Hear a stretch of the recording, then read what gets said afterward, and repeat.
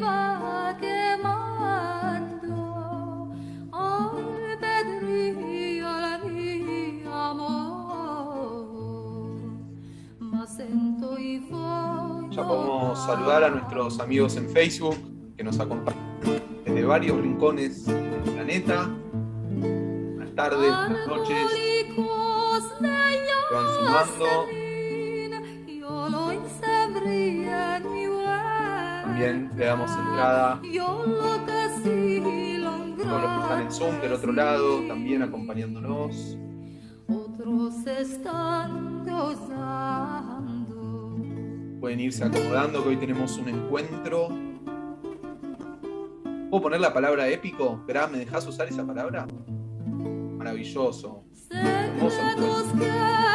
quiero descubrir, secretos de mi vida, el cielo quiero por papel, la mar quiero por tinta.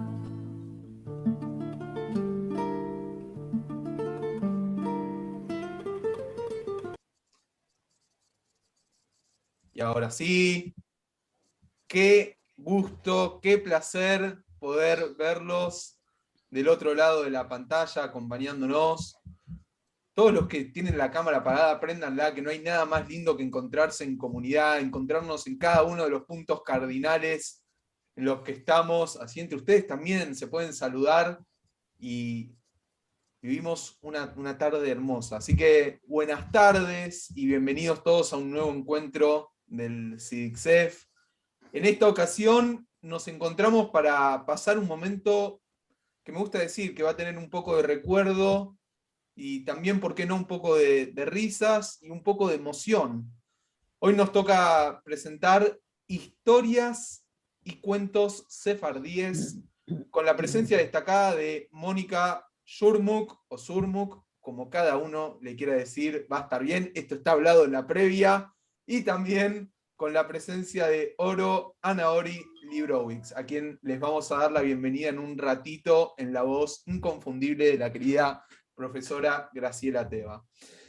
Quiero informarles a todos los que están presentes en este momento en el Zoom que en el chat estuvimos enviando el link para que puedan registrarse en el 8º Simposio Internacional de Estudios Sefardíes, que es organizado, por supuesto, por el CIDICSEF y que se va a estar llevando a cabo los días 14, 15 y 16 de agosto. Así que les pedimos que se vayan sumando a través de completar el link que en un ratito vamos a estar enviando nuevamente, donde les pedimos algunos datos y ya con eso quedan registrados y les va a estar llegando todos los links y toda la información necesaria para poder participar de un simposio impresionante, mundial, quiero remarcar esto, mundial, que estamos organizando desde el CIDICSEF. Y ahora sí, quiero también agradecerles a todas las entidades y todas las comunidades que nos vienen acompañando a lo largo y ancho del planeta con todos estos encuentros que llevamos desde el CIDICSEF. Y ellas son la Comunidad Israelita Sefaradí de Chile, el Centro de Estudios Sefardíes de Caracas, la Comunidad Israelita Sefaradí del Uruguay, Centro Cultural Sefaradí de Montevideo, la Sociedad de Beneficencia Israelita Sefaradí del Perú, la Comunidad Hebrea Sefardí de Bogotá, FESELA, Federación de Entidades Sefardíes de Latinoamérica, FESERA, Federación de Entidades Sefardíes de la República Argentina, la Comunidad Betel de Argentina, Bialik San Fernando, Asociación Israelita, y también a la Comunidad Marroquí Asilva de Buenos Aires. Recuerden, como siempre les pedimos, de contarnos desde qué lugar en el mapa nos están viendo en el día de hoy, así que nos pueden ir escribiendo por el chat desde dónde están. Y ahora sí, quiero, antes de comenzar, darle la palabra a la profesora Graciela Teva, a quien ya la veo ahí preparada con todas sus anotaciones, para que podamos darle inicio al evento de hoy. Querida Gra, adelante, un gusto tenerte hoy acá. Bueno, buenas tardes amigos. Vamos a pasar una velada muy bonita, muy interesante y vamos a presentar a Mónica Surmuk. Mónica es investigadora principal del CONICET y profesora de la Universidad de San Martín, donde dirige la maestría en Literaturas de América Latina. Recibió su doctorado en literatura comparada en la Universidad de California y ha sido profesora e investigadora en universidades de Estados Unidos, México y Europa. Ha publicado ampliamente en temas de estudios culturales, literaturas latinoamericanas, literatura y cultura judeo-latinoamericana y estudios de género y memoria. Es autora de varios libros, entre ellos Mujeres en Viaje, Mujeres en Argentina, Entre Mundos y Lenguas, Las Cartas de un Maestro de la Alianza Israelita Universal. Es editora de la serie Literatura Americana en Transición en la Universidad de Cambridge. Además, junto a Alejandra Larea, una historia de la literatura argentina y un libro sobre intimidad en el conurbano bonaerense. Queridos amigos, con nosotros, Mónica. Adelante. Bueno, muchísimas gracias. Buenas tardes a todos, a todas, y es un placer estar acá. Les agradezco muchísimo la invitación. Es una verdadera alegría y voy a tratar de ser breve porque estoy muy interesada en la conversación posterior, porque seguramente hay muchos elementos que podemos compartir. Voy a compartir la pantalla para empezar. Muy bien. Perdón, ahí está, ha vuelto. Si me levantan el dedito, si la pueden ver bien la pantalla, o si me dicen, Graciela, vale. Se ve perfecto. A ver. Ok, vamos a ver, porque se me está desestabilizando. Bueno, hoy les voy a hablar del proceso de investigación y escritura de este libro, Entre Lenguas y Mundos, que es una colección de las cartas de Joseph Sabah, que fue un maestro de la Alianza Israelita Universal, que trabajó, que fue el fundador de las escuelas de las colonias judías del campo argentino. Vivió en la Argentina, fue de todos los maestros que trajo la Alianza a la Argentina, el único que se quedó, que vivió todo el resto de su vida en la Argentina, y llegó a la Argentina en 1895 y murió en la década del 20. Su mujer, Judith, que era como él de Izmir, vivió en la Argentina también hasta su muerte en la década del 40 del siglo pasado. Yo llegué a este libro, a las cartas del maestro Sabah, porque estaba escribiendo una biografía de Alberto Gerchunov, que para los amigos, las amigas que nos escuchan de fuera de Argentina, es un escritor fundamental en la cultura judeo-argentina, es el autor de Los Gauchos Judíos, y es un autor fundamental en realidad de toda la literatura argentina y de la literatura judeo-latinoamericana. Entonces yo estaba escribiendo una biografía de Alberto Gerchunov y tenía muchos datos sobre él a partir de determinado momento, que era a partir de 1906, cuando él empieza a escribir crónicas sobre las colonias judías del litoral argentino en La Nación, que era el diario más importante de América Latina y se podría decir inclusive del mundo hispanoparlante en ese momento. Entonces, él empieza a escribir estas crónicas y a partir de ese momento es una figura pública. Entonces yo sabía mucho de él a partir de este momento, alrededor de los 17, 18 años, cuando él empieza a publicar, y hay mucho. Pero yo quería saber cosas de la infancia de este chico que había llegado a la Argentina sin hablar castellano, hablando yiddish, en 1894, con una familia que venía de una zona de un shtetl de la zona de residencia judía en el Imperio ruso, que ahora es parte de Ucrania. Y en un encuentro, yo estuve haciendo investigación en las colonias, y Eva, que es la directora del Museo de Moisés Ville, que en el último evento de CIDICSEF la vi en uno de los cuadritos del Zoom, Eva me mostró una lista que otra investigadora había conseguido en la biblioteca de la Alianza Israelita Universelle en París. Entonces, en un momento cuando yo estaba en París siendo invitada por otro libro anterior, por otro tema, me acerqué a la que era en ese momento la biblioteca, ahora ha cambiado de lugar, con la ilusión solamente de confirmar que Gerchunov había en realidad estudiado en una de las escuelas de la Alianza en el campo argentino.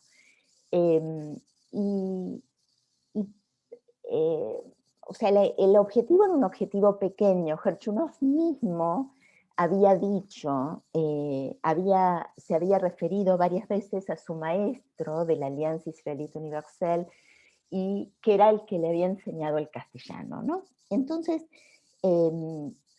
cuando llegué a la biblioteca de la Alianza, yo había pedido por anticipado las cajas en las que se guardaba el material referido a las colonias de Argentina, y ante mi sorpresa encuentro no la lista que yo buscaba, sino que encuentro una serie de cartas de Josep Sabá, que era este maestro, que en realidad una de las cartas, la que más me llamó la atención y que fue el momento en que pensé que este material se debía difundir, era una imagen en espejo de el relato que Gerchunov hacía de su primer día de escuela en Villa Clara, en Entre Ríos.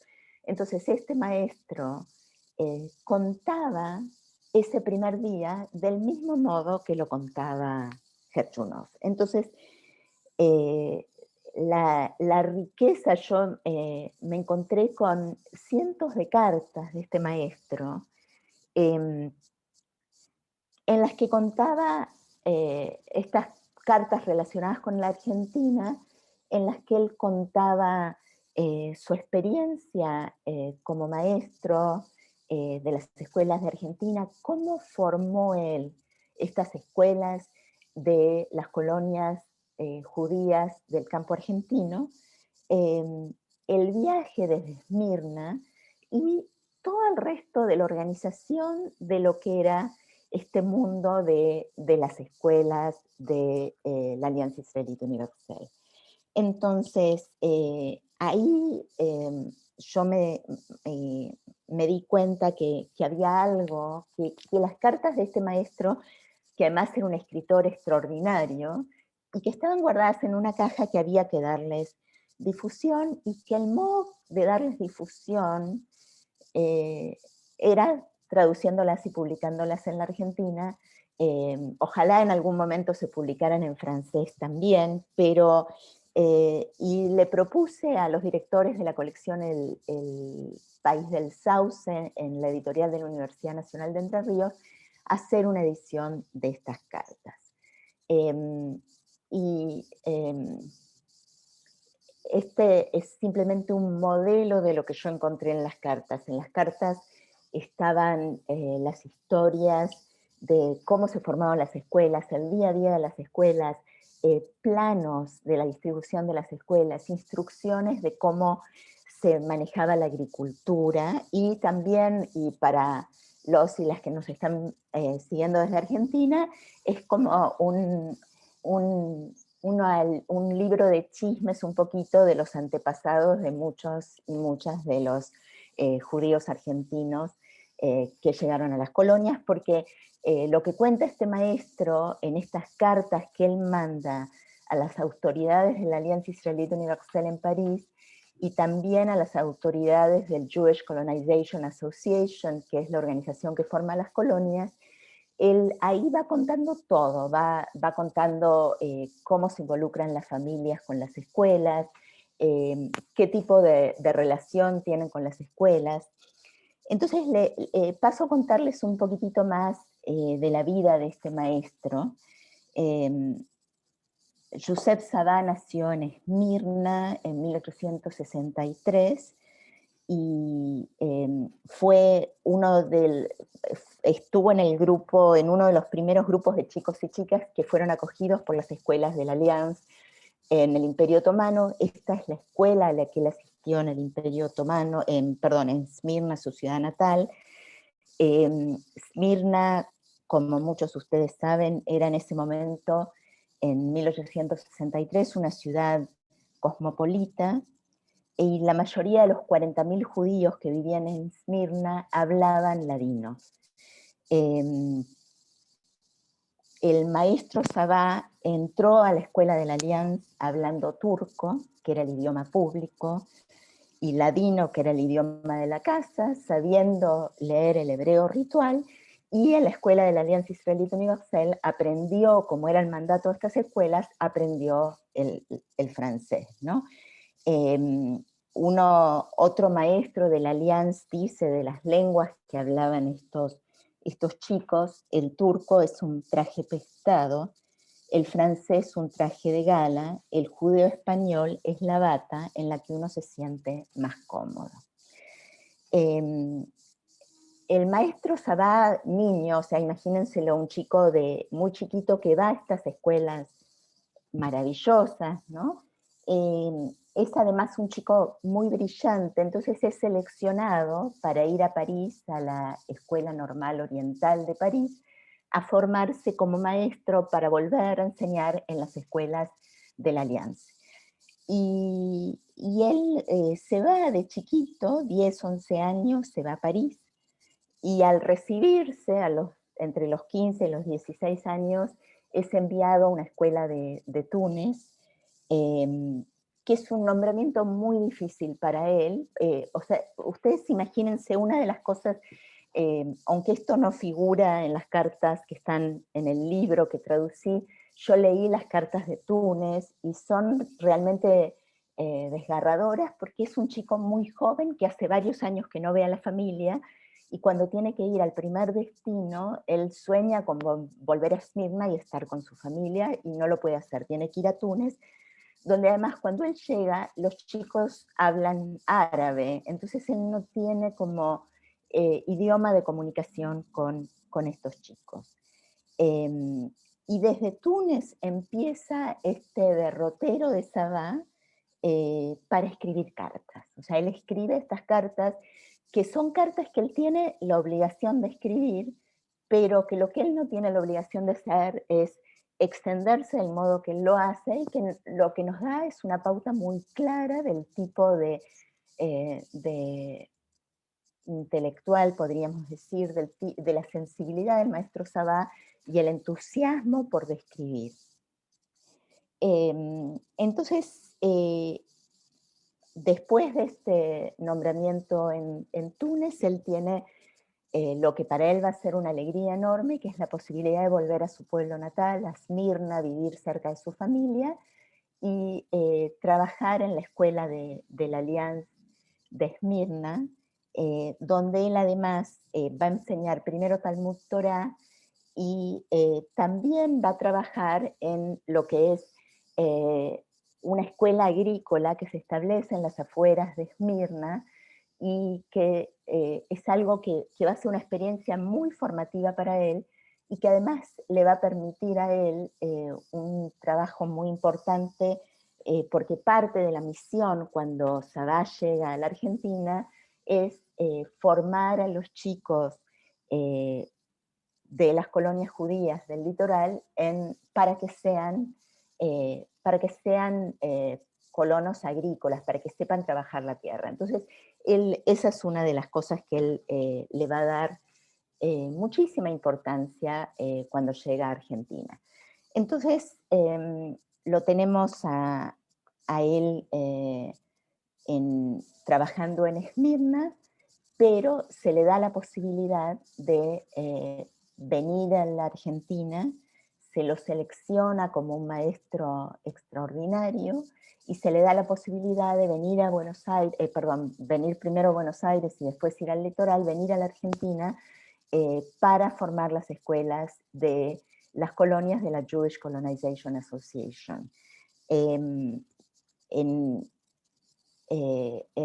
fundador de las escuelas de las colonias judías, el fundador de las colonias judías, que era el barón Maurice Hirsch, estaba en la comisión directiva de la Alliance, y cuando se forman las escuelas en la Argentina, hay una necesidad de crear escuelas en zonas rurales donde el Estado no llegaba con la educación, y el barón de Hirsch decide que la opción natural es pedirle a la Alliance, que estaba haciendo una tarea enorme de educación de poblaciones judías, principalmente en el Imperio Otomano y en África subsahariana, y un poquito menos en algunas secciones del Imperio Ruso, pedirle a la Alliance que sea la Alliance la que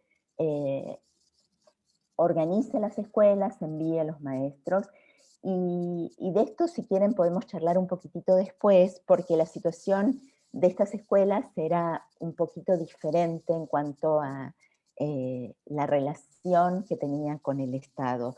Lo que Maurice Hirsch ve como una cosa importante para la formación de estas escuelas es que la educación que proponía la Alianza era una educación laica, y era una educación que estimulaba la participación de los chicos judíos en la vida pública de sus países. Entonces él solicita que el maestro que se seleccione para formar las escuelas y los maestros que vengan después sean maestros que hablen español. Y por eso se elige entre estos maestros cuya lengua madre era el ladino, el judeo español. Graciela, ¿a qué hora empecé para saber cómo ando de tiempo? Esperame, que la tenemos a Gra silenciada, le pedimos a Gra que se active el micrófono, que la veo hablando y no la escuchamos. Seguí tranquila, seguí, que está muy interesante. Ah, bueno, pero bueno, entonces bueno, el maestro Sabá llega a Entre Ríos y organiza estas escuelas, y se transforma luego en inspector de estas escuelas, contrata maestros y maestras para trabajar en esas escuelas, y vive el resto de su vida en Argentina, y tanto él como su mujer, cuando hacía unos poquitos años que él estaba en Argentina, pide una especie de sabático, se va 6 meses a Esmirna y ahí se casa, y vuelve con Judith, su mujer, que también era maestra formada en la Alliance, y que también va a trabajar como maestra en la Argentina. Y en el momento entre 1918 y 1922, cuando el Estado argentino absorbe las escuelas de la Alliance, ellos pasan durante una temporada a trabajar en estas escuelas públicas, y luego reciben una pensión tanto del Estado argentino como de la Alianza Israelita Universal. Entonces quería darles un saborcito de las cartas de este maestro. El libro es gordito y realmente se lee como una novela, porque es, como les decía, un escritor extraordinario, y parte de lo que lo hace un escritor de la calidad es que ahonda en descripciones. Lo primero que me dio la pauta ese día en la biblioteca de la Alliance es que él le escribe al presidente de la Alliance y le cuenta en detalle, hojas y hojas y hojas, su travesía desde Esmirna a la Argentina, cosa que al presidente de la Alianza le importa poco, inclusive incluye en eso la reunión que él tiene en París con el presidente de la Alianza. Entonces, les voy a leer una descripción de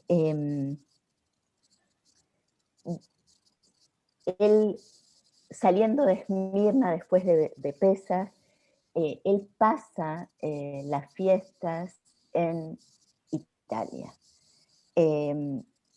Entonces, él está hablando de los judíos de Venecia, y les leo un fragmentito. Hoy en día eso ya no es cierto en todos lados. Él habla del momento en que existía el gueto en Venecia. ¡Ay! El judío tiene libertad de salir del gueto, de instalarse en tal o cual barrio en la ciudad donde desee vivir.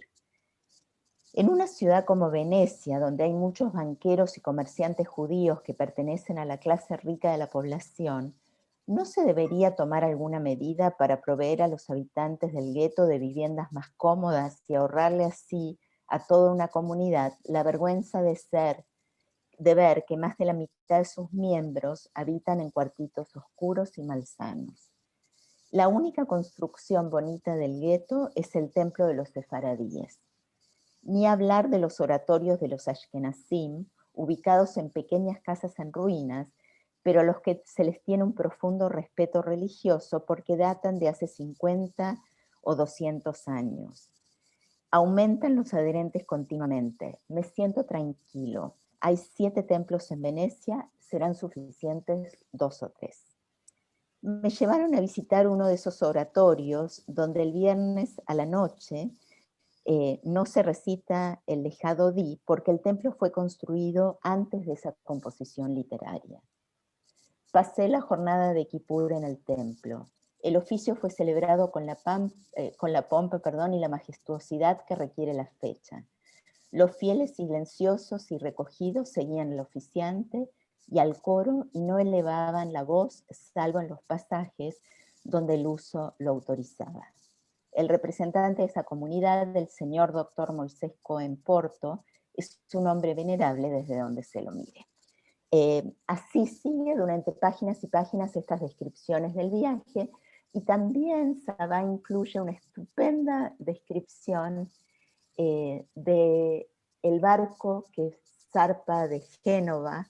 Es una de las descripciones más bonitas que yo he leído de estos barcos que traían inmigrantes a América. La mayoría de los que viajan en ese barco son inmigrantes italianos, y Sabá describe en muchísimo detalle el momento de la despedida, los pañuelos al aire, los llantos, la gente que va subiendo con sus cosas al barco.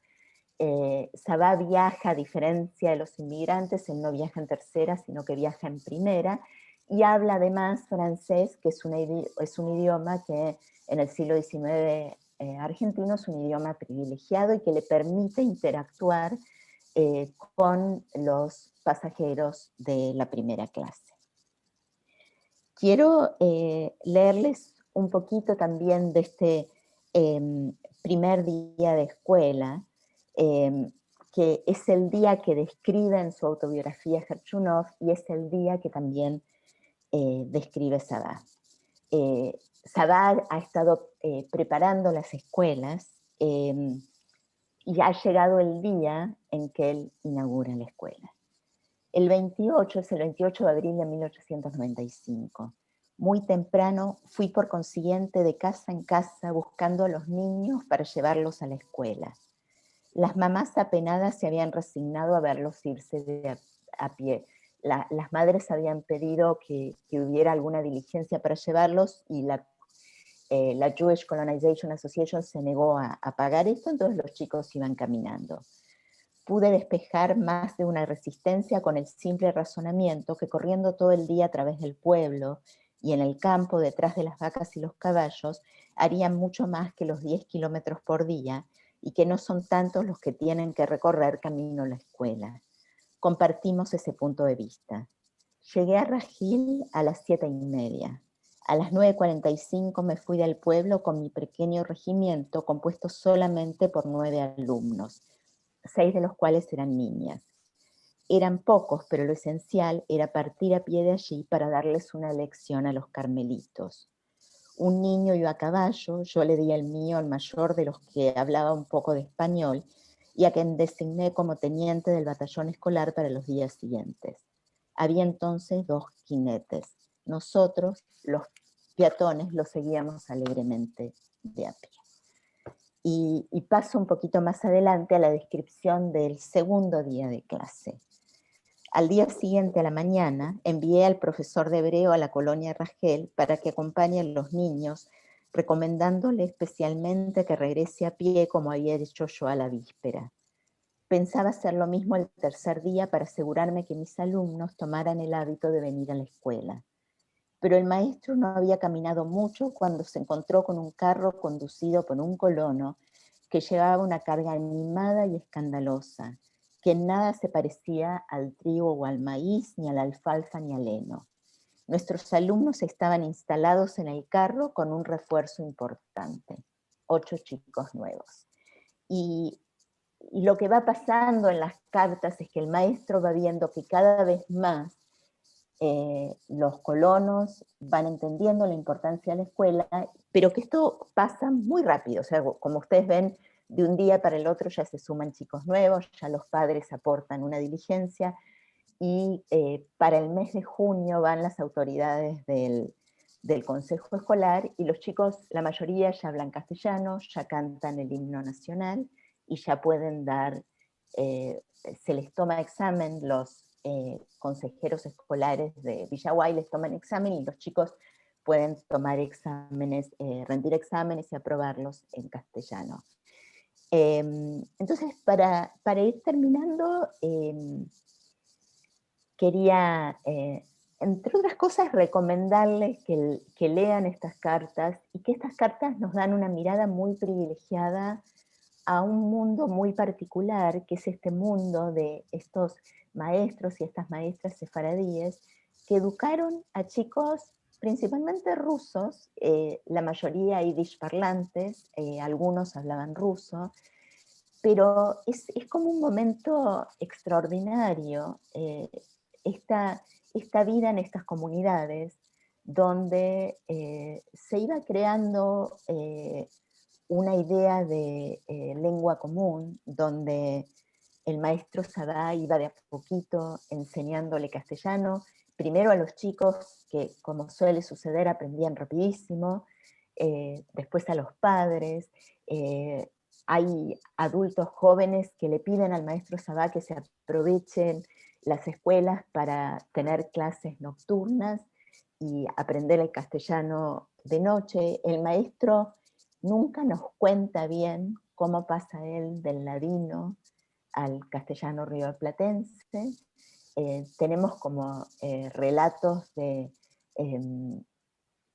inspectores escolares que van conociendo a este maestro, y que realmente se maravillan de la tarea que este maestro va haciendo en educar a estos chicos, a los que él trata con cierto, no desprecio a los chicos, pero un poco de desprecio inicial a los padres, a los que considera poco modernos, demasiado supersticiosos, y a los que va incluyendo en esta vida cotidiana que se va desarrollando en estas comunidades muy pequeñas, donde además, junto con este programa escolar que es determinado desde una organización diseñada por judíos franceses para educar a judíos en la cuenca del Mediterráneo, se va educando a chicos argentinos. Y para terminar, quiero volver al lugar donde empecé, que es la biografía de Alberto Gerchunov y Alberto Gerchunov en sí. Alberto Gerchunov publica en 1910, para el centenario de la Revolución de Mayo, que otorga la independencia de España a la Argentina, Los gauchos judíos, que es este libro que ya había estado apareciendo en viñetas en el diario La Nación, y que él es invitado a publicar para celebrar el centenario de la independencia. Y lo que él hace en este libro es registrar esa tarea, ese espacio de las colonias agrícolas, donde él mismo dice, donde los judíos se fueron haciendo argentinos, pero además lo que yo creo que queda, y que queda un registro muy fuerte, que en Gerchunov se va a notar toda su vida, que es la marca del ladino, la marca del judío español en su propia lengua, y esta idea que Gerchunov siempre tuvo, que el español era una lengua judía, y a pesar de ser como era él, un chico de una familia del Imperio Ruso, una familia de un shtetl del Imperio Ruso, él decide en algún momento, en 1910, pero lo va a seguir haciendo el resto de su vida, decide que él va a ser el continuador de esta tradición de la literatura judía en castellano que ubica en España medieval y que se mantuvo en esta lengua, se mantuvo a lo largo de siglos. Entonces, en este momento inaugural, en 1910, cuando Gerchunov escribe Los gauchos judíos, publica Los gauchos judíos, también de alguna manera es la primera vez que vemos la tarea del maestro Sabá, que se condensa en esta posibilidad de que el castellano sea una lengua literaria judía y que esta tradición que quedó trunca durante tantos años pueda revivir en el campo argentino. Bueno, muchísimas gracias. Gracias, Mónica. Gra, te voy a interrumpir un segundo antes de que hables, porque quiero contarle a Mónica que me llovieron mensajes diciéndome que por favor muestre el libro, que cuente cuál es la editorial, el título y dónde lo consiguió, así lo tratamos de conseguir nosotros también. Así que, si querés, Mónica, adelante, por favor. Bueno, este libro se llama Entre lenguas y mundos. Es una edición que hice yo de las cartas del maestro Sabá. Se consigue en muchas librerías, pero un lugar que lo voy a poner en el chat en un segundito, lo vende directamente y lo envía a todo el mundo la editorial de la Universidad Nacional de Entre Ríos, la EDUNER. En un segundito en el chat les puedo poner la dirección. Así que se los recomiendo, es una edición que hice con muchísimo cariño y se los recomiendo de todo corazón porque realmente vale la pena. Y este que es La vocación desmesurada, una biografía de Alberto Gerchunov, lo publicó la editorial sudamericana que es parte de Penguin Random House, y ese se consigue también, básicamente se consigue en casi todas las librerías y se vende también por Kindle a través de Amazon y también a través de Amazon, y ya les pongo en el chat la referencia del libro del maestro Sabá. Perfecto. Te despido temporalmente. Ahora sí, querida Gra, volvemos con vos. Un ratito. Mónica, primero agradecerte muchísimo habernos hecho conocer la figura de este maestro Sabá, que realmente nosotros que estamos en toda la cultura sefaradí, era poco conocido toda esta temática. Por eso cuando nos comunicamos desde el CIVICSEF, tuvimos el placer de invitarte para que el público conozca de esto. Respecto a la lengua hay una cosa muy interesante. Dado que el judío español tiene tanta similitud y tanta la base en el leonés, castellano, español, gallego, catalán, por supuesto que este maestro Sabá, escuchando también a los paisanos del campo, evidentemente debe haber adaptado toda esta lengua. Por el otro lado, por supuesto que te vamos a aceptar la donación de un libro para nuestra inmensa e importante biblioteca. Nosotros tenemos miles de volúmenes que no existen en ningún lado. Así que es bueno que el público lo sepa. Por supuesto que te lo vamos a agradecer. En otro orden de cosas, quiero agradecer la presencia de la doctora Susana Weyajar desde Israel, que es tardísimo, que siempre nos acompaña, que es un placer, realmente es una figura muy importante internacional. También quiero resaltar la presencia de la doctora Diana Sarfati, que es la presidenta de la comunidad Asilva de Buenos Aires, de Latina, y también del señor Víctor Alfandari, que está viéndonos desde Bogotá. En realidad nos están viendo de muchas partes del mundo. Después Silán es el encargado de mencionar desde dónde. Y vamos a continuar con nuestra reunión. presentando a Oro Anaori Librovitz. Oro Anaori es profesora de lengua española de la Universidad de Montreal e investigadora de la tradición oral sefaradí. Realizó trabajos de campo en varios países, recogiendo romances y cantes de boda, transmitidos de forma oral por descendientes de judíos españoles desde 1492 hasta hoy. Publicó 2 libros y numerosos artículos sobre el cancionero tradicional marroquí. Dio conferencias en varios congresos académicos. Su colección de canciones está preservada en forma digital en la Biblioteca Nacional de Israel. En 1981 fundó el grupo musical Gerineldo, junto a Soli Levi, Judith Cohen y Kelly Amar, que en el presente continúa siendo su directora. El grupo Gerineldo dio recitales y obras en teatros de Estados Unidos, España, Israel, Francia y Venezuela, siendo el principal objetivo difundir el cancionero marroquí.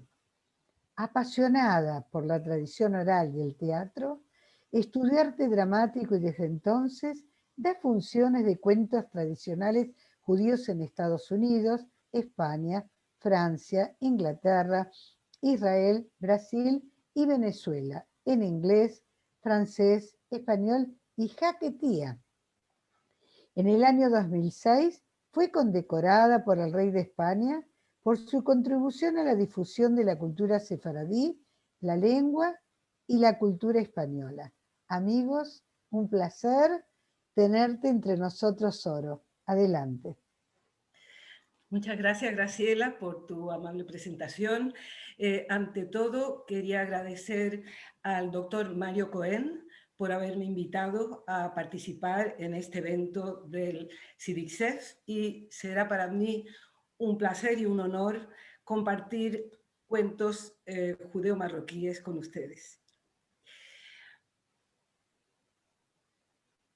A principios del siglo pasado, en el norte de Marruecos, en la ciudad de Tetuán, vivían Rebbi Salomón Anaori y su esposa Doña Sol.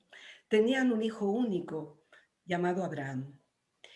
Pues un día el rabino enfermó y su estado de gravedad era tal que los familiares llamaron a la Hebra Kadishá, ese grupo de hombres devotos que administran los últimos ritos.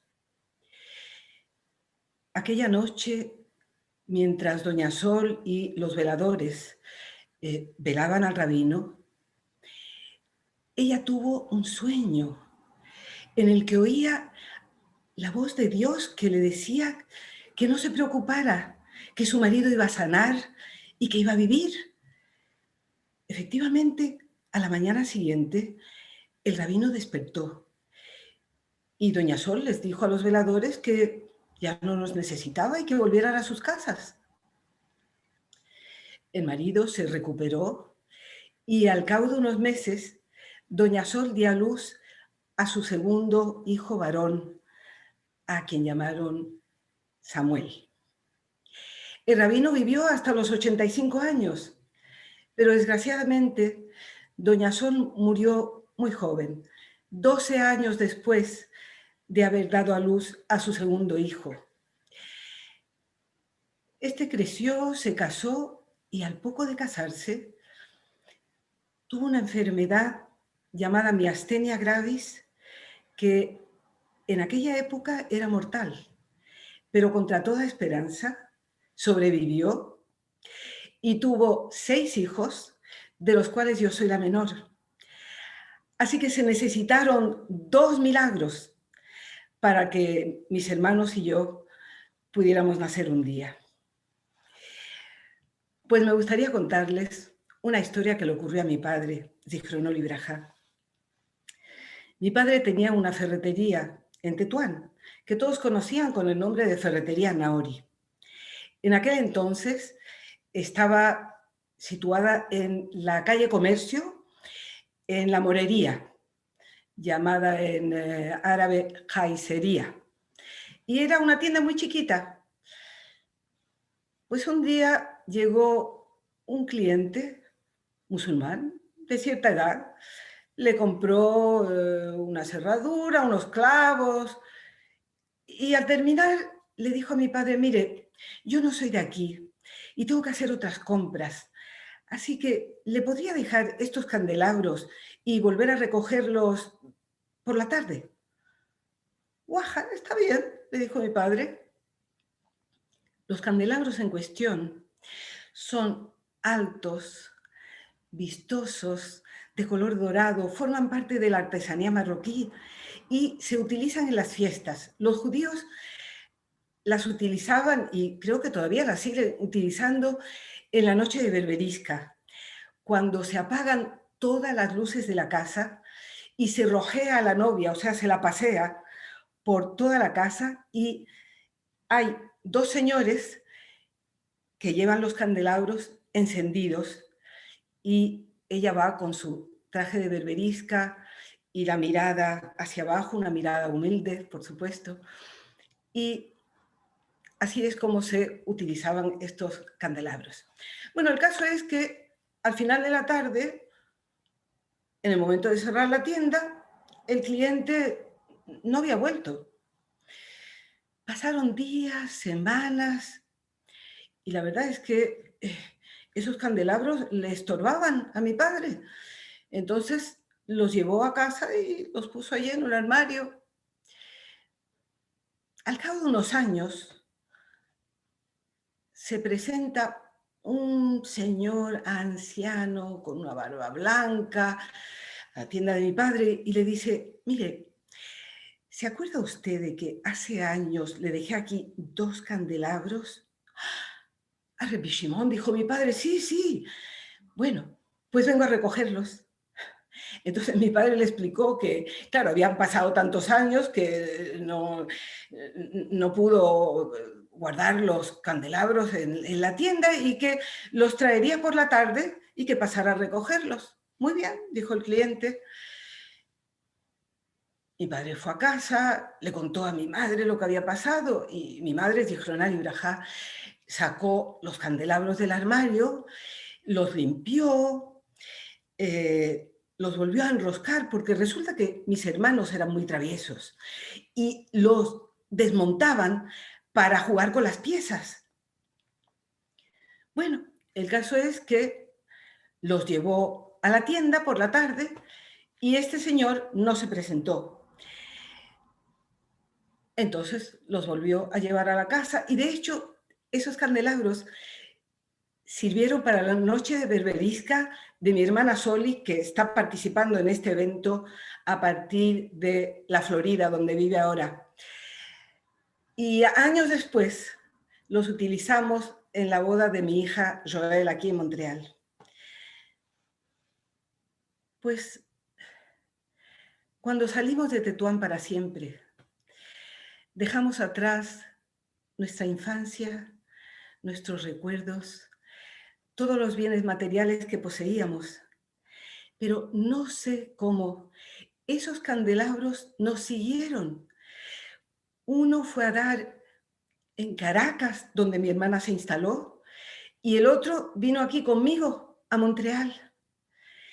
Y hasta hoy día me pregunto si ese anciano musulmán no habría tenido un pensamiento fraternal hacia sus conciudadanos judíos, y no sería un mensajero que venía a decirnos: cuando les toque dejar esta tierra, que fue la de sus padres y antepasados, no es justo que se vayan con las manos vacías.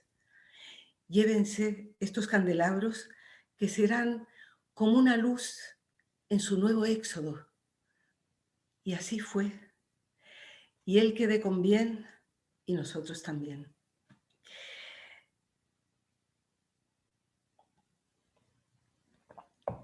Bueno, quien dice cuentos marroquíes, ya sean judíos, árabes, bereberes, piensan en los cuentos de Zohar, naturalmente. Ese personaje paradójico que es al mismo tiempo el tonto del pueblo y el más listo de todos, que siempre se sale con la suya. Entre los judíos Los cuentos de Johá se contaban siempre en jaquetía, y así lo voy a hacer esta tarde. Bueno, un día a la mujer de Johá le dio una genia preta y se salteó sobre el marido. ¿Y por qué? Ya lo sadiquín. Porque al mezquín de Johá no le gustaba lavarse. ¿Agua qué iba a hacer el mezquín? No le gustaba el agua.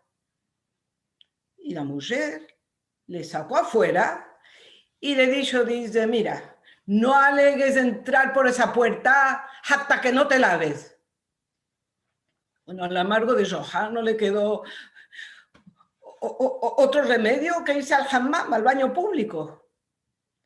Cuando llegó ahí, el Tayyab, que es el empleado, le vio preto y enciscado, enfollinado, y le dio un cuarto como él, enciscado, que no había lavado en toda la tarde. A todo esto, Johá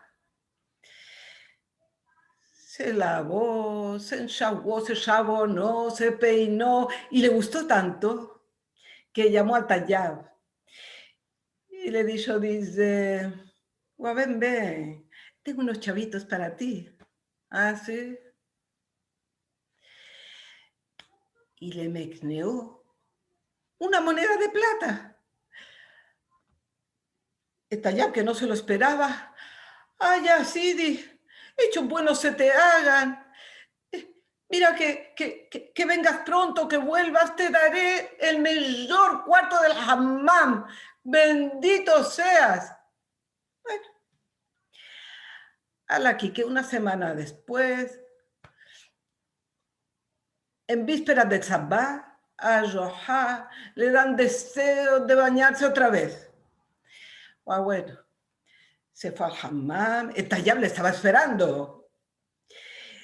Y le dio un cuarto endiamantado, con unas toallas de Christian Dior y unos perfumes y jabones de Lancôme, como así tengas y tengamos todos. Bueno, Johá tomó su tiempo. Ya se jabonó, ya se enxaguó, ya se limpió, ya llamó al Tayyab para que le sobara la espalda, ya para que le cortara las uñas de los pies, ya para que le expulgara. Se pasó ahí toda la tarde, ya iba a dar el Magreb, cuando fue y llamó al Tayyab. Ven aquí, tengo unos chavitos para ti. Así. Y le mecneó un real.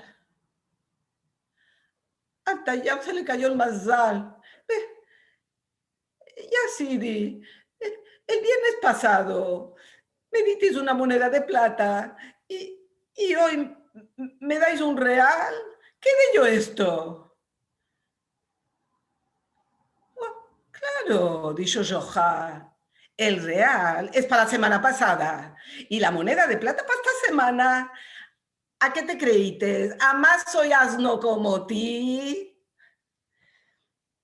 Bueno.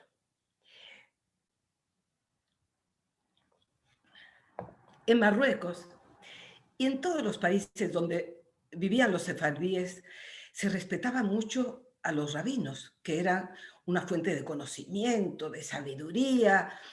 Y este cuento va a ilustrar la sabiduría de nuestros rabinos. Pues un día, un hombre pobre caminaba en una calle de su pueblo cuando de pronto, en el borde de la acera, vio una bolsa. Intrigado, se agachó para recogerla. ¿Y cuál no fue su sorpresa cuando la abrió y vio que estaba llena de monedas de oro? Ató la bolsa, encantado con su hallazgo, la puso en el bolsillo y se fue a su casa.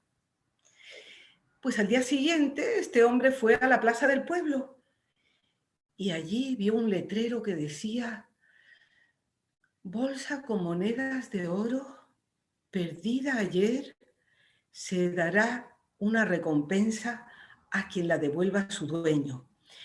Y daban el nombre del hombre más rico del pueblo. El pobre hombre, desanimado, se volvió a su casa y pensó: Señor del mundo, ese hombre es tan rico que no necesita este dinero, pero yo soy tan pobre que estas monedas de oro para mí son una fortuna que podrían cambiar totalmente mi vida. Y se quedó pensándolo por largo rato, pero como hombre honrado que era, hizo lo que tenía que hacer: devolverle la bolsa a su dueño y señor.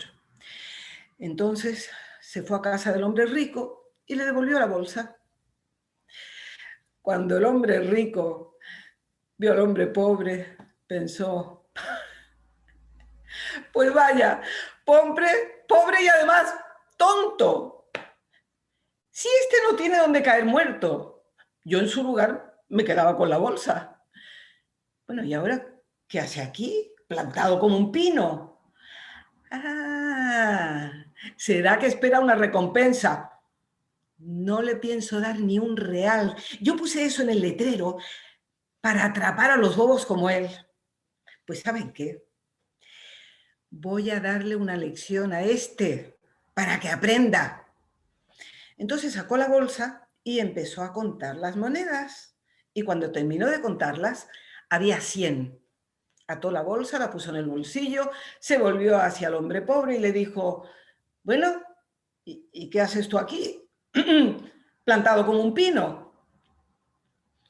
Bueno, el letrero decía que habría una recompensa para quien devolviera la bolsa. Entonces pensé: porque esperas tener una recompensa, ¿eh? Pues mira, te diré que cuando perdí esta bolsa había 200 monedas de oro. Y ahora, ya me viste, cuando las conté, solo hay 100. ¿Sabes qué? Eres un ladrón. Te has quedado con la mitad del dinero. No. No me puede usted acusar de haberle robado. Yo no le he quitado nada. No me dé la recompensa si no quiere. Pues sí, lo digo y lo repito. Eres un ladrón y además lo voy a pregonar por todo el pueblo para que todo el mundo se entere. No, dijo el hombre pobre. Vamos a ir al rabino del pueblo y él decidirá quién de nosotros tiene razón. Entonces, el hombre pobre y el hombre rico fueron a casa del rabino y cada uno relató su versión de los hechos. Y ese rabino era sabio y se dio cuenta de lo que el hombre rico pretendía hacer. Entonces se volvió hacia él y le preguntó: dígame, ¿cuántas monedas había en la bolsa que usted perdió? 200. Y se volvió hacia el hombre pobre y le preguntó: ¿y cuántas monedas había en la bolsa que usted encontró? 100. Pero entonces está muy claro, dijo el rabino, la bolsa que usted perdió no es la que él encontró. Devuélvale enseguida lo que le pertenece. Y así lo hizo. La sabiduría de nuestros rabinos. Y para terminar, voy a contar un cuento que no pertenece necesariamente a la tradición marroquí. Es un cuento de la tradición oral judía del Midrash. Fue el rey David quien primero soñó con edificar un templo en Jerusalén. Cada noche en sus sueños subía por la escalera de Jacob hasta llegar a la Jerusalén celeste, porque según la tradición hay una Jerusalén allá arriba que es el fiel reflejo de la Jerusalén de aquí abajo. En hebreo se las llama Yerushalayim Shel Ma'alah y Yerushalayim Shel Matah. David estaba fascinado por el templo celeste, cuya creación se remonta a los orígenes de la humanidad. Cada noche en sus sueños examinaba la arquitectura del edificio en sus menores detalles. Y a la mañana siguiente, al despertar, dibujaba minuciosamente un plano de todo lo que había visto, porque quería edificar un templo en Jerusalén idéntico al templo celeste. Así fue como David mandó cavar los cimientos del templo, pero fue su hijo, Salomón, quien tuvo el privilegio de construirlo. Un día Salomón reunió a todo el pueblo de Israel, a los pobres y a los ricos, a los sacerdotes y a los príncipes, y les dijo: pueblo de Israel, quiero edificar un templo en honor a Dios, y como ese templo será sagrado para todos, quiero que todos participen en su construcción. Voy a proceder a un sorteo para saber qué muro cada uno de ustedes va a construir. Entonces preparó 4 boletos. En uno escribió norte, en el otro sur, en el tercero este y en el cuarto oeste. Y cada grupo sacó un boleto. A los príncipes les tocó construir el muro del norte, la escalera y sus columnas. A los sacerdotes el muro del sur, el altar y su cortina. El muro oriental y el abastecimiento del aceite para las lámparas les tocó a los ricos, mientras que los pobres se encargarían de edificar el muro occidental, de tejer la cortina del templo y de rezar para que se llevara a cabo la obra. Y empezaron las obras.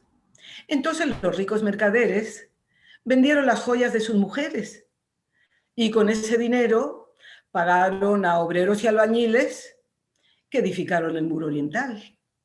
Asimismo, los sacerdotes y los príncipes contrataron a obreros y albañiles que hicieron el trabajo en su lugar.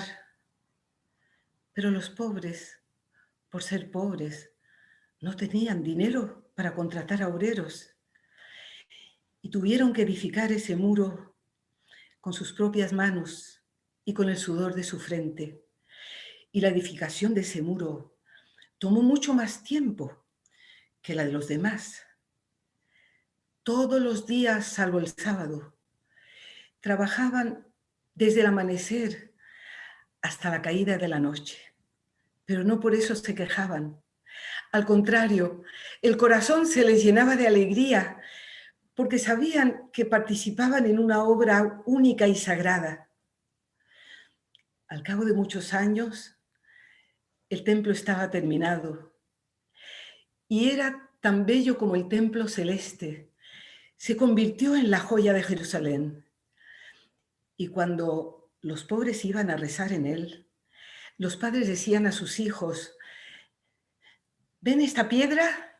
Yo mismo la puse aquí. Y las madres decían a sus hijas: ¿ven este bordado en la cortina? Pues yo misma lo bordé. Cuando el templo fue destruido, primero por Nabucodonosor, rey de Babilonia, y después por Tito, rey de los romanos, solo permaneció en pie el muro occidental. La leyenda dice que los ángeles desplegaron sus alas para protegerlo, porque ese muro, edificado por los pobres, era el que Dios valoraba por encima de todos. Y hasta hoy día el muro occidental permanece en pie.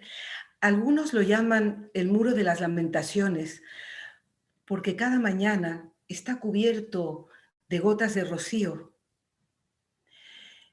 Es que desde hace siglos el muro llora por la destrucción del templo, pero semejante a un ave que no abandona su cría cuando ésta está dispersa o destruida, la presencia divina está todavía allí,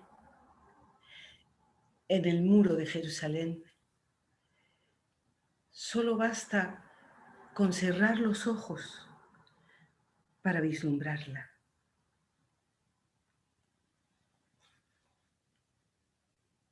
Gracias por su atención. Gracias, Oro. Voy a mostrar ahora la pantalla para que veas la cantidad de aplausos y de emoción que hay del otro lado. Realmente el tono de voz, la manera en la que contás, es impresionante, es impresionante. Llegaste al alma, Oro. Quiero agradecerte mucho en nombre de todos mis compañeros, del presidente Mario Cohen, la licenciada María Charro de Azar, Betty de Azar, nuestra bibliotecaria, Diana Puicada, nuestra secretaria, y el mío propio.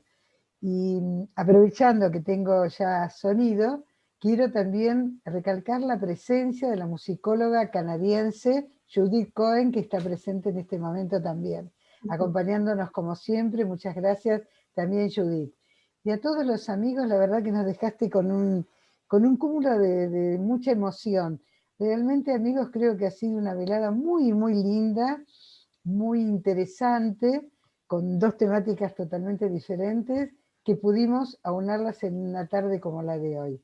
Así que bueno, te quiero dar a las dos, en nombre de todos mis compañeros, muchísimas gracias. Muchísimas gracias por la hermosa velada que nos dejaron pasar. Gracias. Si me permitís, Muchas gracias. Gra, yo voy a hacer un pequeño, no sé si la palabra correcta es chivo, no sé si es esa, pero algún bocadillo quiero meter de los que me gusta meter siempre, porque quiero contarles tanto a Oro como a Mónica. Primero que me quedé con una frase que al inicio había dicho el presidente del CICSEF, Mario Cohen, cuando dijo que estamos uniendo desde Canadá hasta la Argentina en un Zoom, o sea, un continente entero unido, con tal de divulgar la cultura sefardí, así que es algo único, y creo que no somos a veces conscientes de lo que hacemos desde el CICSEF, porque nos estuvieron viendo y las estuvieron viendo en el día de hoy a ustedes dos como invitadas, desde Montevideo, desde Fort Lauderdale y Texas, en Estados Unidos, desde Bogotá, desde Israel, por supuesto, desde Canadá también, Santiago de Chile. Seguramente ahora me van a seguir escribiendo un par más en el chat, desde La Plata, desde Concordia, Entre Ríos, obviamente desde Ciudad de Buenos Aires, desde la provincia de Buenos Aires. Y hay mucho interés por saber, por ejemplo, también aprovecho y empiezo a hacer algunas de las preguntitas que me llegaron un ratito más. Nos quedamos desde Filadelfia también, me están diciendo. Oro, las historias que vos contaste recién, ¿están en algún libro? ¿Se pueden conseguir de alguna manera? Bueno, pues verás, hay varias antologías, por supuesto, de cuentos. Este cuento de Joja lo saqué de una antología de André Naum, que es tunecino.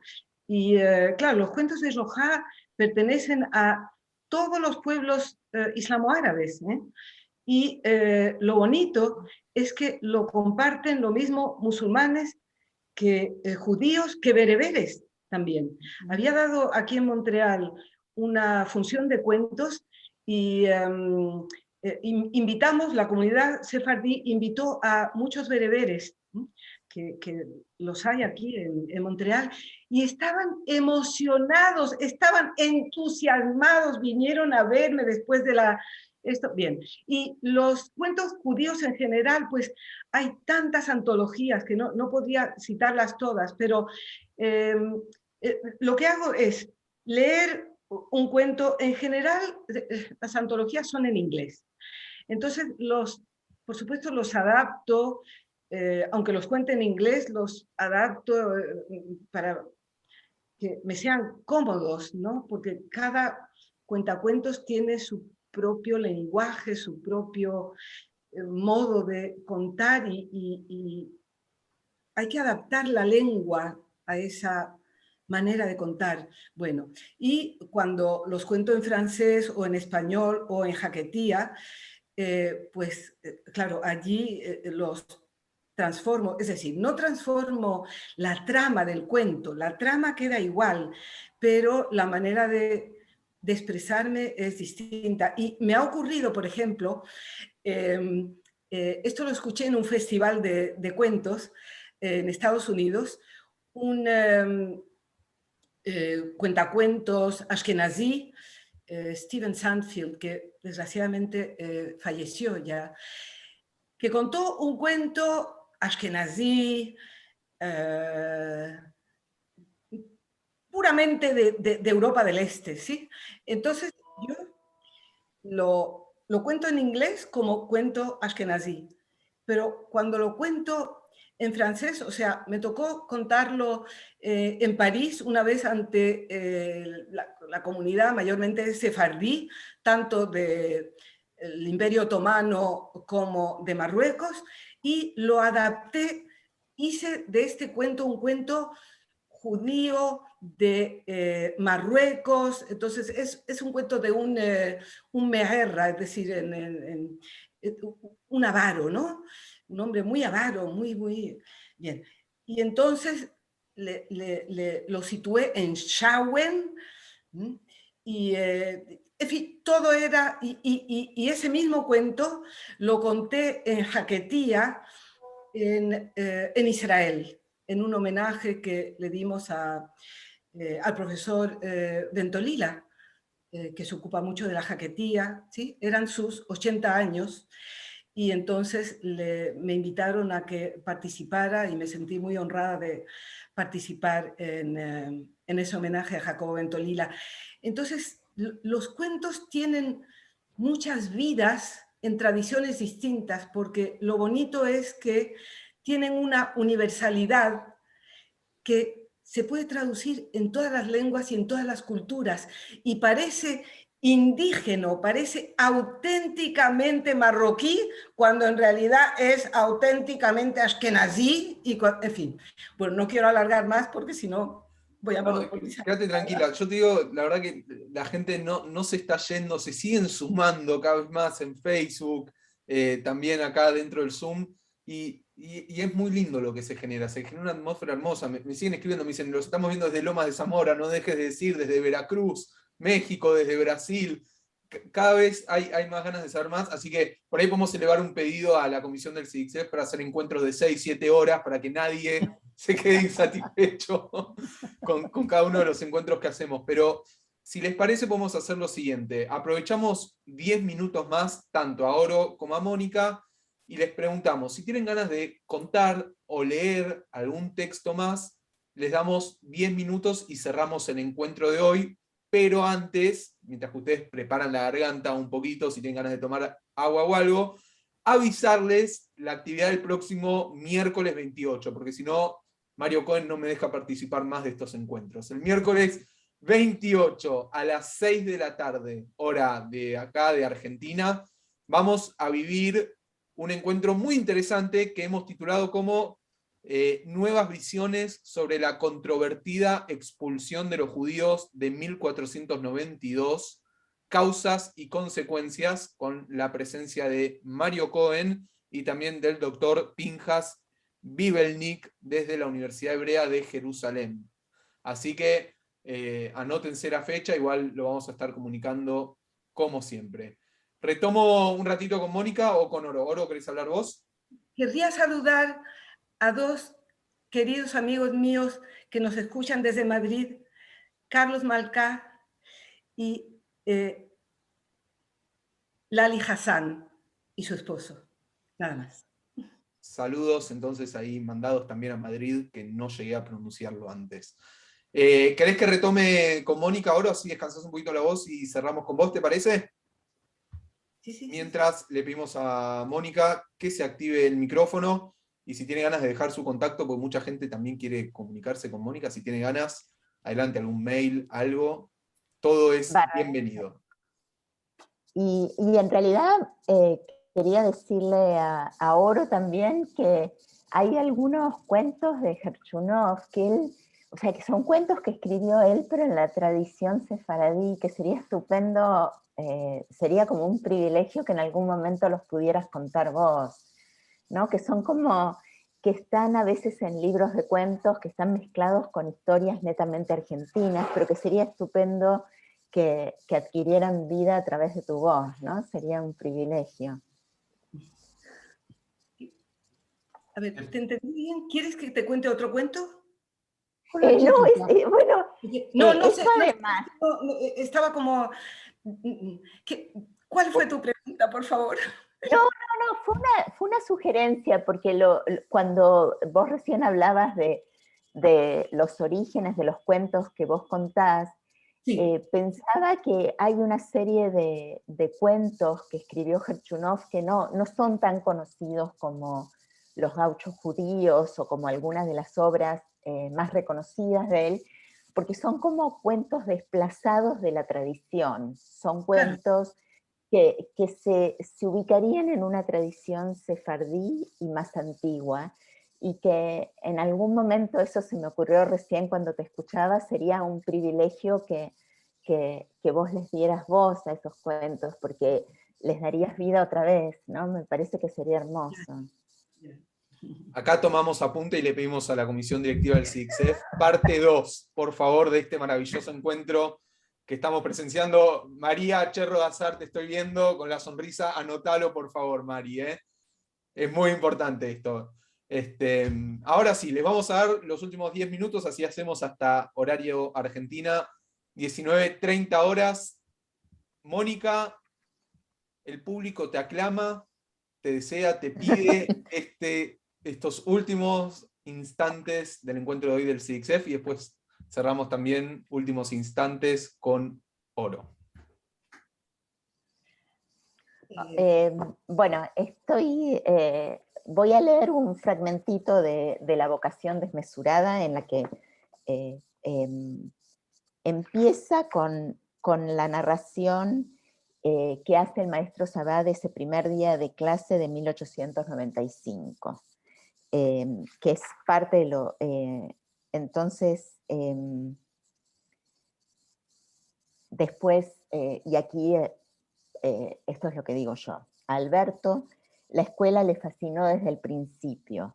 Durante el largo recorrido se concentraba en contar las nubes blanquísimas que interrumpían el cielo pampeano y se imaginaba que las iba cazando una por una, engrosando la bolsa de paño en la que colgaba su almuerzo. Admiraba al profesor Sabá, que le parecía simpático, pero algo explosivo. También idolatraba a su otro maestro, un profesor de hebreo e historia judía apellidado Berman, cuyas historias de leyendas bíblicas y anécdotas talmúdicas se confundían en la memoria de Alberto con las aventuras de los gauchos en la pampa, los relatos de la luz mala y las bondades y arbitrariedades de la naturaleza que escuchaba contar a don Gavino en los fogones de los criollos. Berman además hablaba en primera persona de cuando vivíamos en España. En las largas caminatas de la escuela a la casa, los mundos del campo y del Talmud se confundían, así como la historia de los pueblitos de la zona de residencia que habían poblado el mundo de los relatos del autor en lengua yiddish Sholem Aleichem, que se leían en Rajil. El pasado español aparecía como un momento glorioso, cuando el castellano era también un idioma judío. Cuando llegaron a la escuela el primer día de clases, Alberto miró con sorpresa el orden que había creado el profesor Sabá en el rústico edificio de zinc. Y esto es un fragmento que saco de la autobiografía de Gerchunov. Los bancos nuevos estaban alineados en 2 filas. Cada banco tenía material de lectura y de zoología. De la pared colgaban pizarrones negros y mapas. El primer día de clase se dictó castellano, hebreo y escritura. Para enseñarles los números a los chicos que no hablaban español, el maestro Sabá puso una canción. Aunque el idioma mayoritario era el yiddish, varios hablaban solamente ruso. El maestro Sabá, por su parte, hablaba judeo-español o ladino, un idioma que convocaba el pasado judío en España, y también un francés meticuloso y correcto con resonancias de la literatura francesa del período. Hacia julio, muchos de los alumnos ya sabían leer y escribir, y el profesor Sabá les enseñaba nociones preliminares de gramática, aritmética y lengua. Se asistía a la escuela de 9 a 3. A la 1 había un receso para el almuerzo. En julio, algunos alumnos católicos de las colonias italianas vecinas se incorporaron a la escuela de Clara. Según comenta Sabá, los padres de estos alumnos preferían la formación que recibirían en la escuela sobre la que se impartía en la escuela parroquial de la colonia italiana. Como había pocos libros de texto, el profesor Sabá enseñaba con el lector americano y el tomo tercero de la Historia de España de Modesto Lafuente. Además usaba la Biblia, el libro de oraciones y un ejemplar de la Constitución Nacional. Con esta biblioteca ecléctica y observados desde las paredes por el barón de Hirsch y San Martín, los chicos escribían composiciones sobre la agricultura, la siembra y la cosecha. Alberto Gerchunov se lució con una composición sobre el Barroso, que era un buey de la colonia, y otra sobre la Revolución de Mayo le mereció emotivas felicitaciones del maestro. Maravilloso, maravilloso. Voy a compartir también ahí los aplausos que llegan desde cada rinconcito del planeta en el que nos están viendo. Me avisan también que nos estuvieron viendo desde Venezuela, así que un abrazo grande a todos allí, los que están en Venezuela acompañándonos. No te despido todavía, Mónica, espero al final con Oro y las despido a las dos juntas y a todos los que están también del otro lado. Así que retomo con Oro desde Canadá para sus últimos instantes en el encuentro de hoy. Seguramente habrá más momentos por vivir juntos. Así que, Oro, adelante, por favor. Bueno, les voy a dar un ejemplo sobre lo que dije de la universalidad de los cuentos. Hace muchos años me encontraba en Seattle, en Estados Unidos, asistiendo a una conferencia y festival de cuentos que duró varios días. Bueno, estoy sentada entre el público y hay un cuentacuentos de Tibet, un monje, o sea, ex monje, se presentó como un ex monje de Tibet y empieza a contar un cuento típico de Tibet. Y yo estoy sentada al lado de una señora que viene de Nueva York, una ashkenazí. ¿Okay? Estamos las dos escuchando y ella se vuelve hacia mí y me dice, pero si ese cuento es el cuento de Herschel. Y yo le digo, ¿pero qué va? Si es el cuento de Johá con la casá, que es la cazuela que pare, bueno, es un cuento que no tengo tiempo de contarlo ahora, pero Johá se las ingenia para decir que la casá, la cazuela esta, que sirve para preparar el cuscusú, se dice en Marruecos, que parió, cada vez parió una casá y después al final dice que se murió, ¿no? Entonces, bueno, así resulta muy soso, pero el cuento es muy divertido. Y entonces resulta que ese mismo cuento del ex monje tibetano que estaba contando como algo típico de su país, pues era también típico del mundo ashkenazí, de Herschel, que es el Johá del mundo ashkenazí, y nuestro, ¿no? O sea que fue algo tan sorprendente y maravilloso. Y quería también, bueno, agradecer al CIDICEF, a Graciela, al doctor Mario Cohen, por darme la oportunidad de compartir con ustedes algunos de estos cuentos, que siempre me da mucho placer. Y al público, por supuesto.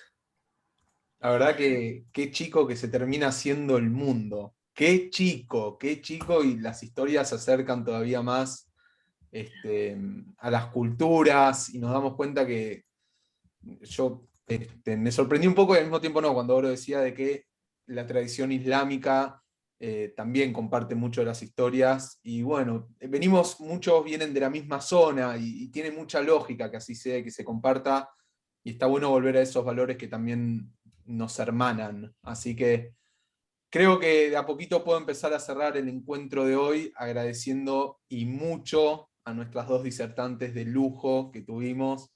Ha sido una noche y una tarde también emocionante. Como les dije al principio, hoy iba a haber un poco de sonrisas, un poco de emoción, y esto también de viajar a través del tiempo y de los lugares físicos conectándonos con estas historias. Así que yo voy a poner un poquitito de música para cerrar el encuentro de hoy, agradeciéndoles nuevamente a Mónica por su participación con nosotros. Mónica, ha sido un lujo. Y Nos por vamos a último, encontrar. un saludo especial a mi hermana Soli. Saludo mandado. Oro desde Canadá, gracias también por el hermoso encuentro que vivimos, y a todos los que están del otro lado acompañándonos hace tanto tiempo. Anótense al simposio que se nos viene, que va a ser hermoso, 3 días impresionantes que vamos a estar viviendo juntos en comunidad. Así que a todos, muchísimas gracias. Será hasta la semana que viene, miércoles 28, 6 de la tarde. Nos vemos. Muchísimas gracias, y muchísimas gracias por la invitación y a todos por estar acá. Un placer, Mónica, Oro, y a toda la comisión directiva del CIDICSEF. Muchísimas gracias. Nos vemos.